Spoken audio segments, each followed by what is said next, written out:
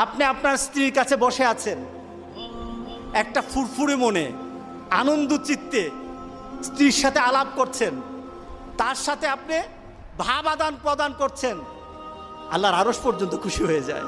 সুবহানাল্লাহ, আল্লাহর আরশ পর্যন্ত খুশি হয়ে যায়। যতক্ষণ পর্যন্ত আপনি এইভাবে আপনার স্ত্রীর সাথে কথা বলতে থাকেন, স্ত্রীর কাছে বসা থাকেন, আপনার আমলনামার মধ্যে সওয়াব লিখতে থাকে।